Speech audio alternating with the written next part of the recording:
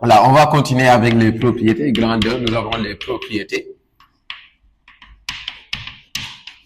Donc, pour rappel, donc, on avait vu ce qu'on appelle la classification sur les trois solutions, solution acide, solution basique et solution neutre.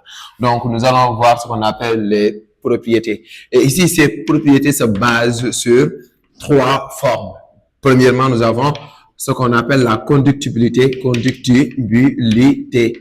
conductibilité électrique. Et nous avons ce qu'on appelle l'action sur les métaux, l'action sur les métaux. L'action sur les métaux. Et nous avons enfin ce qu'on appelle l'action sur les calcaires. L'action sur les calcaires. Donc, voici les trois propriétés qu'on a. Donc, là, on avait dit ce qu'on appelle, nous avons trois solutions. Nous avons solution acide, solution basique et solution neutre. Là, on avait dit, pour classer ces solutions, il nous faut ce qu'on appelle quoi? Des indicateurs colorés. Et on a autant d'indicateurs colorés. Nous avons l'héliantine, la phénolphtalène rouge, le phénol rouge neutre. Tout ça sont des indicateurs. Mais parmi tous ces indicateurs-là, nous avons ce qu'on appelle le BBT. Mais le BBT paraît vert et aussi, c'est quoi? C'est le boulet de bromothymol. Donc, c'est cette BBT-là qui nous permet de faire quoi? De faire ce qu'on appelle la classification de ces trois solutions.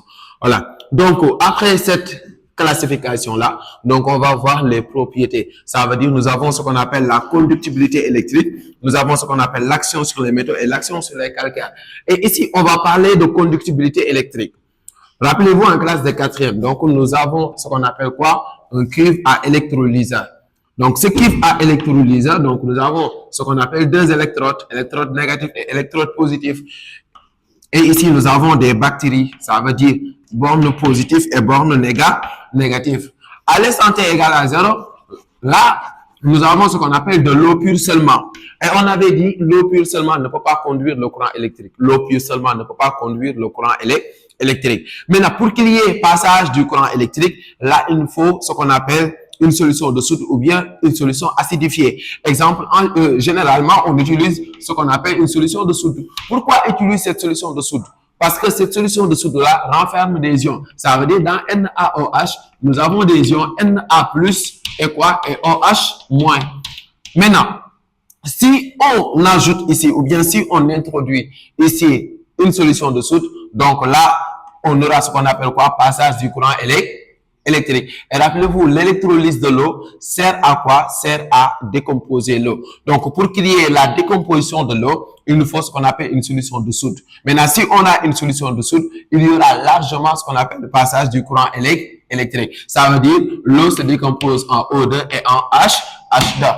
Mais ce qui nous intéresse ici, c'est pas l'électrolyse de l'eau, mais par contre, on peut dire, dans ce qu'on appelle quoi? Dans les solutions de soude, nous avons ce qu'on appelle des ions OH-. Ça veut dire, dans les solutions aqueuses basiques, nous avons ce qu'on appelle des ions OH-. Et dans les solutions aqueuses acides, exemple HCl, nous avons ce qu'on appelle des ions H+.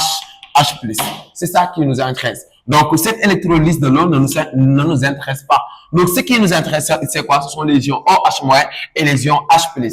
Et ces ions OH- et les ions H+, deviennent ce qu'on appelle quoi? Des symboles caractéristiques. Ça veut dire que les ions OH- symbolisent ce qu'on appelle quoi? Les solutions basiques, et les ions H+ symbolisent ce qu'on appelle quoi? Les solutions acides. Donc, nous avons ce qu'on appelle deux ions. Donc, OH- donc correspond à ce qu'on appelle aux solutions basiques, et H+ correspond à solution quoi? Solution acide. Donc, les solutions acides renferment des ions H+, et les solutions basiques renferment des ions OH-. Donc, si on a OH-, donc on peut dire qu'on a affaire à une solution basique. Mais si on a des ions H+, donc on a affaire à une solution acide. Donc, voici ce qu'on appelle la conductibilité électrique. Et cette conductibilité-là, on peut dire, ce qui est plus important, c'est quoi? Ce sont les présences des ions H+ et OH-. Donc, pour H+, nous avons affaire à une solution acide, et pour OH-, on a affaire à une solution, ce qu'on appelle quoi?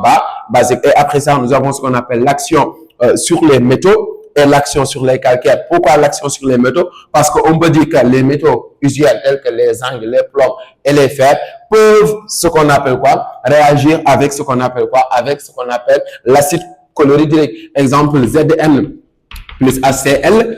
Exemple, Fe plus HCl. Donc là, ces réactions-là existent. Donc, il peut exister ce qu'on appelle quoi? Des réactions entre les fers et ce qu'on appelle quoi? Les acides.